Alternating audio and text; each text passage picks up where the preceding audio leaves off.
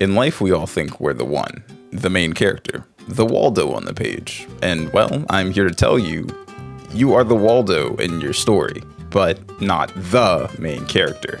Well, none of us are. I'm here to say when a zombie apocalypse happens, yes, I said when, we're all dead, because I guarantee none of us are that guy. I know you have a plan, a bunker, guns that you think are the key to success, and maxed out investment points and stealth and charisma, but you know what you don't have is luck. That's what plot armor is. It's just luck. So when a zombie breaks into your house, chases you around, and after killing it, you fall and snap your neck, remember, on the way down, you were just unlucky. So just keep that lucky item on you, whether it be keys or a shoe, a small plushie, or a hat that your grandfather gave you. Any bit of luck goes a long way. Oh, yeah, the game we're playing. We're playing Project Zomboid, the zombie game that shows you that you suck at surviving, and no matter how much you try to hide, stay quiet, run, or whittle down and exterminate the zombies, there's always one zombie that's just a bit more lucky than you when fighting off a horde with a pistol you shot because you thought you were a deadeye, and the only backup weapon you have is a metal pipe.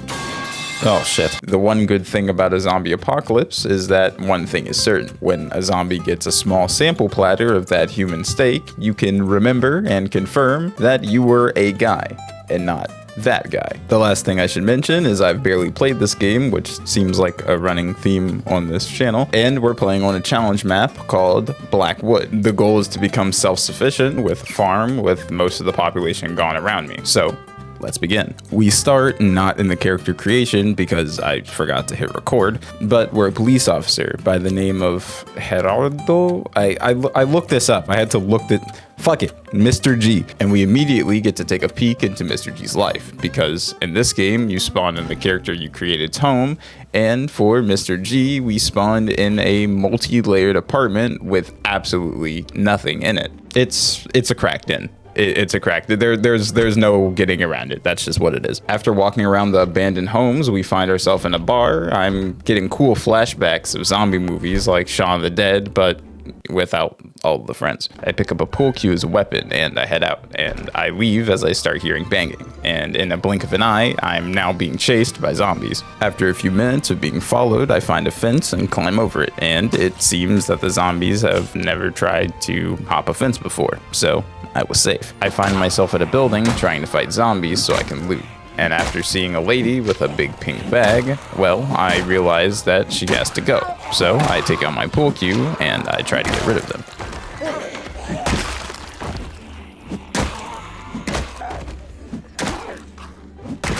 After finally finishing the phrase over my dead body, I put the pink bag on and completely ruined my style, but it gave me some very needed carry space. Within a second of walking into the warehouse, I was pushed out by more zombies, and if this was going to be the case for the whole city, this was going to be a really big problem.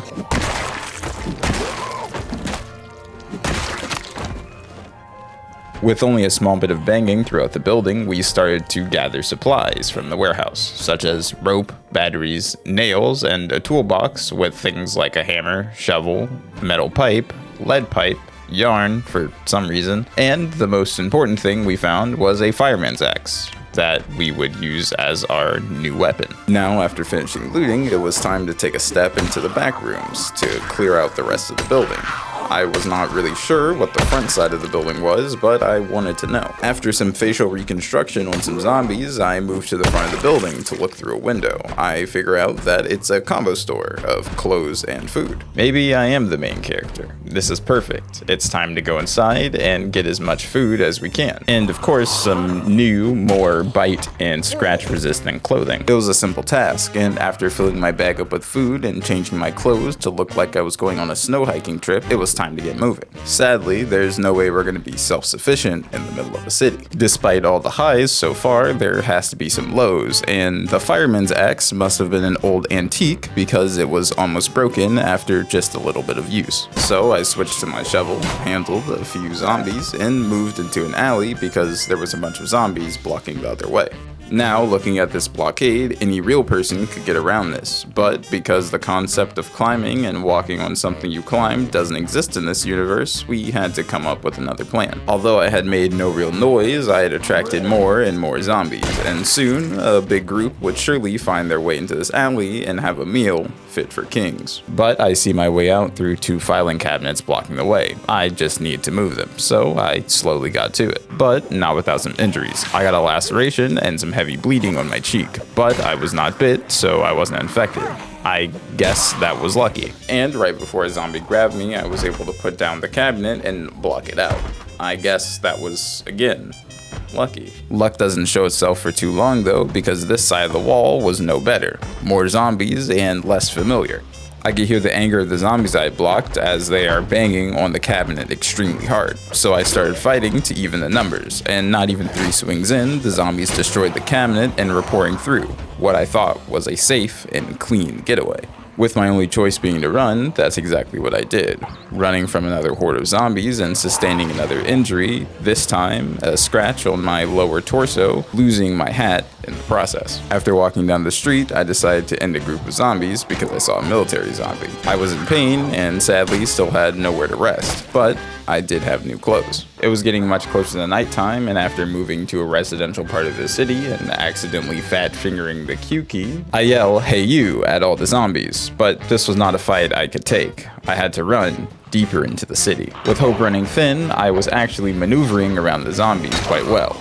Until I made a grave mistake. You see, we all come to a fork in the road in our lives where you get to pick your fate. And in my case, I had a second to choose. So, in my brain, I had to think fast. I had 2 options. Go down an alley where the end could be blocked, or loop around the cop car and train the zombies like it's COD. Naturally, I picked option 2, but what I didn't account for was the most important rule in the zombie apocalypse in this world. Orb. Or better known as object radial blocking, meaning if there's a space that looks like you can squeeze through, you can't, because fuck you. I got stuck on a chair and that caused extreme panic, and after Mr. G lost footing and hit the ground, I did not lose the run, but I lost faith. Because in a world where you must be the best you can be at all given times, falling on your face has to be the most pitiful, sad, dumb, stupid, humiliating, and repulsive thing you could ever do. So anyway, remember that head laceration from earlier?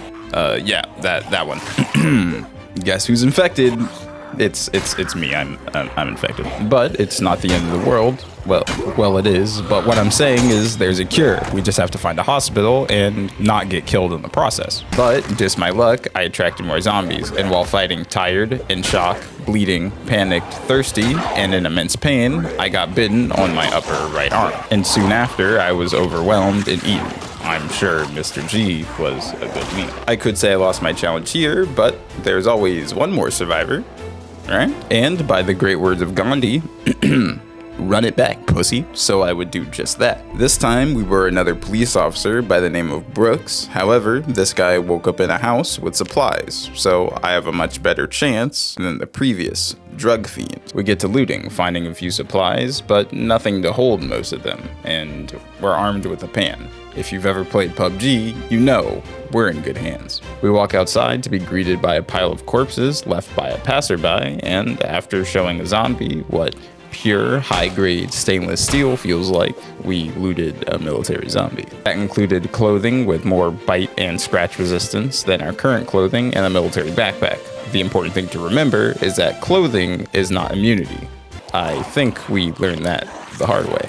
Now it was time to go into the city and get some supplies. I was thinking I could make a spear to fend off the zombies from a longer distance to keep us more safe overall. So after seeing red containers with large wooden boxes of them, I had to go in and I found an assortment of supplies and the realization that I needed a stick to make a spear. And the sturdy wooden planks wouldn't be good enough. And upon the discovery that I needed an easy and simple item, probably only 10 steps away from me, I completely disregarded the idea and moved on. The goal in mind at the moment was to clear a portion of the city so it would be safe and we could loot.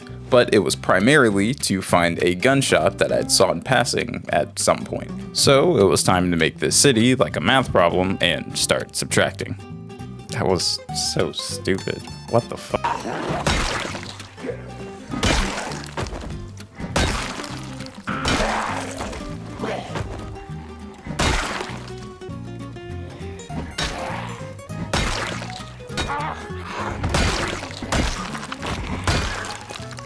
After a good bit of subtracting, we eventually end up next to some homes, a small bit away from the city, and a huge area of farmland behind them. So I just need to clear out the houses, and we'll have a base of operations. Like an uninvited home inspector, I went through the window and prayed the homeowner turned off or forgot to turn on the alarm. Naturally, we didn't find much of anything, but we did take a peek at the map for the first time to see what we had explored, or at least ran past. And if I'm going to be completely honest, the map didn't help at all. But there was one more house to clear, and there were a bunch of zombies outside. But nothing a little blunt force trauma can't fix. After clearing the house and getting jump scared once, I found the only food in the house that I promptly ate, an eggplant and a pickle. I see you, stop typing. I go back to the other house to store some valuable items and some heavy ones, just like the planks of wood. I have a pistol I didn't mention.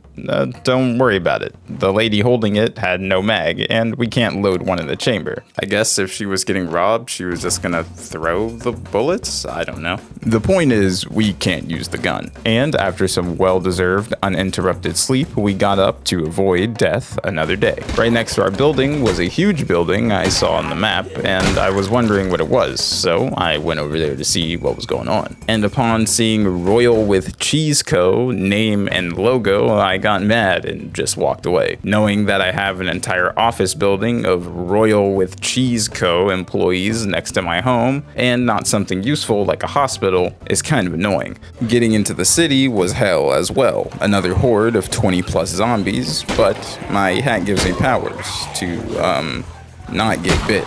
Don't think about the last character. He lost his hat. After handling all the zombies, I walk about 30 steps to be attacked by another flash mob of more zombies. This is when I had the great realization I could just walk around the fence, so that's exactly what I did. I saw a building with lockers on the inside and medical beds, but I was exhausted, so I took a seat. Just for a few seconds. My rest was over, so it was time to get in. I took out 2 zombies and then climbed through the window. And to my surprise, there was no meds, but this building was filled with guns. So I picked up an AR, as much assorted ammo as I could find, and a box full of pistol mags.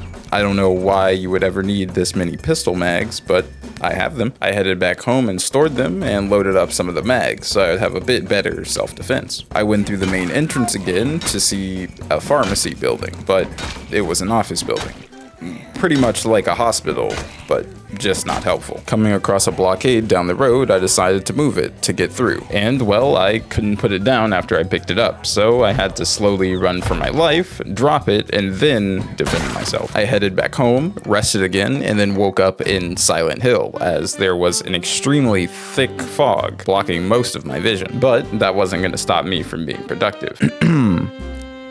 It stopped me from being productive. I was overrun really fast and forced to move further into the city. I didn't want to use my gun because that would attract more, and it was a last-ditch effort kind of item. After tons of running and jumping over objects, we were cornered in the back room of a warehouse, so my best option was to smash a window and firmly grasp a piece of glass with my palm. So not only am I bleeding bad from my hand, zombies are chasing me, and I also don't have my hat because I slipped in an alley and it fell off. The hat giving powers was a joke, but it's really not looking good. I crossed through the cracked in and into the storage container area. And while in a life or death struggle against a cripple and a redhead, I was bitten, bleeding, and immediately infected. So not only was I exhausted, hungry, sweating, thirsty, in pain, and hot as fuck in my clothes, but I lost my big life or death struggle, and now my life was on a timer. The worst part is after traveling back through the city on the lower side, I saw no hospital, and I had no saw to cut off my arm. So I decided to load up the AR and get rid of some of the Royal Witch Cheese Co. employees. Turns out this police officer was terrible at aiming, and he probably just skipped that class, so most of my shots went off into literally nowhere. But after taking out a few, and I do mean a few, I fled into the farmland behind the base, because Brooks was not going to go out to a zombie. Brooks was going out on his own terms. So I looked at the zombie scum one more time, and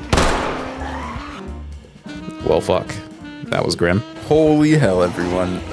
Thank you for watching this far in the video. You're really a trooper for me. These videos are long, but let's be honest, these videos are breaching the longer content side. For anybody that wants to say, I'd love to have you for a minute, and I just want to say thank you for the love and support, all the comments. I appreciate it, and I also love to respond. Hey, look at any video. Go look at any video. You know, I respond. I respond to pretty much every comment, and the comments I don't respond to is probably because it was either weird and I don't know how to respond to it, or I just didn't see it. It just didn't pop up in my notifications. So, thank you, truly. It means a lot for me to make content and just to have other people watch and enjoy my content. And hell, if it makes you laugh, giggle, puts a smile on your face, that's really all I care about. Yeah. Anyway, I do stress over the quality of my videos, so again, I'm really glad you guys enjoy them. Yeah. Stay hydrated, as always, of course, and I'll see you in the next one. And if Kinchi decides not to break and crash and mods actually work, I'll have a banger Kinchi video pretty soon. We'll see though. I'll see you guys.